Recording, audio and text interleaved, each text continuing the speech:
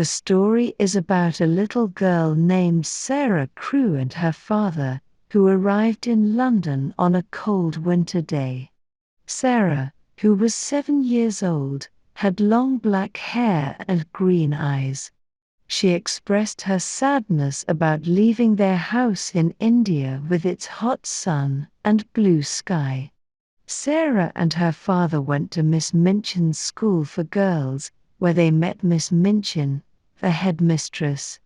Sarah's father explained that she needed to go to school in London while he returned to work in India. Sarah, although not excited about being in England, agreed to go to school. Her father, Mr. Crewe, left her there for a week, during which he bought her beautiful dresses and other items. Sarah quickly made friends at the school, although not everyone was fond of her. Lavinia, an older girl who used to be the richest and most important, became jealous of Sarah's status. Sarah was especially kind to a servant girl named Becky, and they became friends in secret. Mr. Crewe, who worked in diamond mines in India, informed Sarah in a letter that he was investing all his money into a friend's diamond mines. He promised that they would be rich. This news excited the girls at the school, except for Lavinia, who scoffed at the idea of Sarah becoming a princess. However, everything took a turn for the worse when Miss Minchin received news from her lawyer. Mr. Crewe's friend had run away with all the money, and Mr. Crewe had fallen ill with a fever and passed away.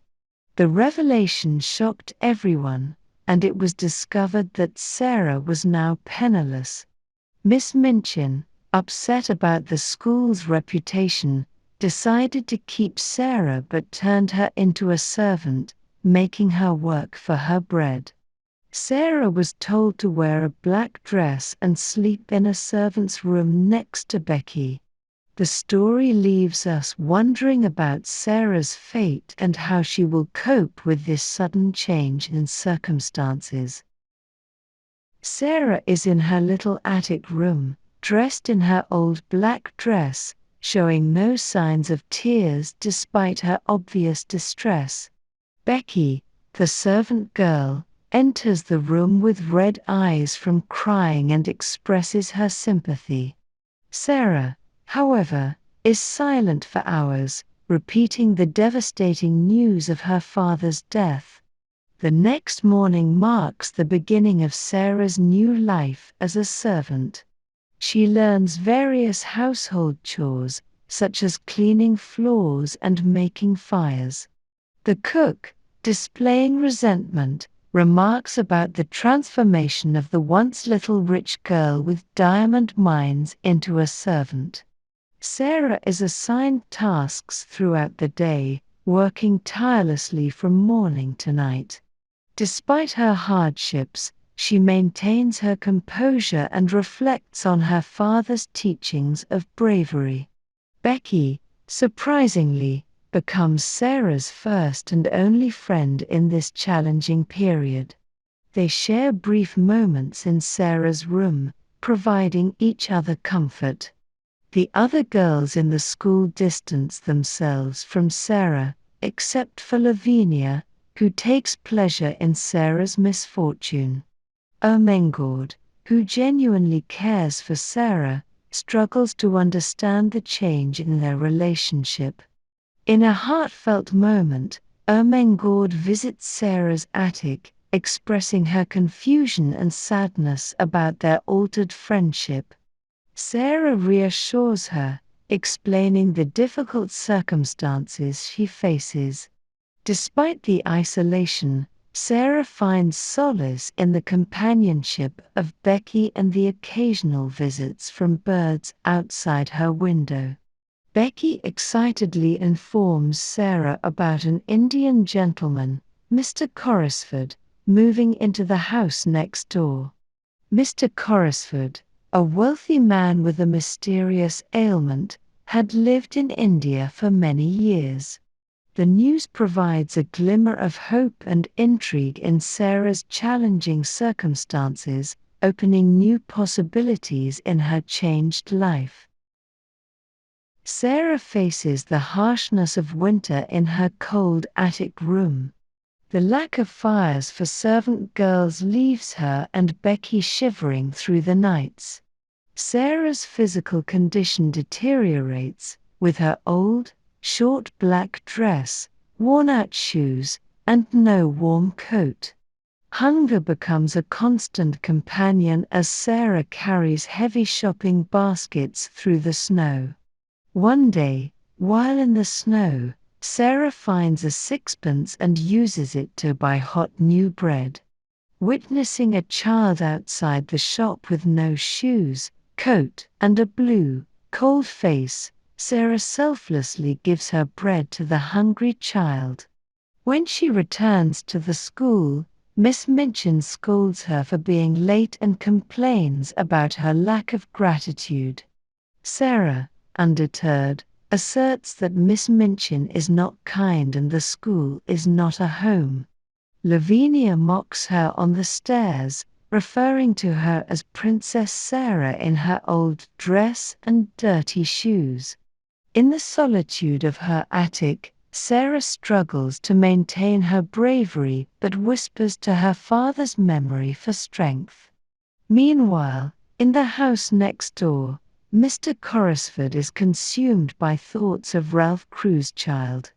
He questions Ram Dass about the little servant girl next door and expresses concern for her well-being. Ram Dass suggests helping her, and Mr. Corrisford agrees, deciding to take action to improve her situation. Mr. Carmichael reports to Mr. Corrisford that he found a girl named Emily Carew but realizes she's not Ralph Crewe's daughter. Disheartened, they decide to resume their search. Meanwhile, Ram Dass informs Mr. Corrisford that the little servant girl from the attic, along with the monkey, is in the house. Mr. Corrisford expresses interest in meeting her. Sarah, who has unknowingly become the center of attention, walks in with the monkey. Mr. Corrisford notices her kindness toward the monkey and inquires about her background. Sarah reveals that her father, Ralph Crewe, brought her to the school initially, but upon his death, she was left alone. Miss Minchin, instead of taking care of her, forced her into servitude. When asked her father's name, Sarah replies, Ralph Crewe. This revelation stuns Mr. Corrisford, and he whispers to Mr. Carmichael that she is indeed the child they've been searching for. He then explains the entire story to Sarah, outlining the truth about her father's friend, the diamond mines, and the 2-year search for her. Sarah, still processing the information, joins Mr. Corrisford in his house. Mr. Corrisford assuring Sarah that she will never go back to the school, and her home is now with him. The revelation brings immense joy to Sarah, and she laughs happily, marking a significant shift in her circumstances. Mr. Corrisford admitted that he and Ram Dass were responsible for the magical improvements in Sarah's attic. He explains that they were sorry for her and wanted to help. Learning about Sarah's plight, they decided to assist her instead. The story ends happily for everyone except Miss Minchin. Sarah is now wealthy, and Miss Minchin tries to persuade her to return to the school. However, Mr. Corrisford stands up for Sarah, expressing his disapproval of Miss Minchin's treatment of her. Miss Minchin leaves in embarrassment. Becky, Sarah's fellow servant, also moves into Mr. Corrisford's house. She is delighted with her new life, enjoying a warm room, nice dresses, and good food every day. She becomes devoted to Sarah. Ermengarde continues to be a true friend to Sarah, visiting her often, and Sarah helps her with her school lessons. Ermengarde may not be academically gifted, but her friendship is genuine. In the school, Lavinia and the other girls hear about Sarah's newfound wealth from Ermengarde. Sarah's story becomes one of unimaginable riches and princess-like status. This conclusion underscores the triumph of kindness and resilience over adversity.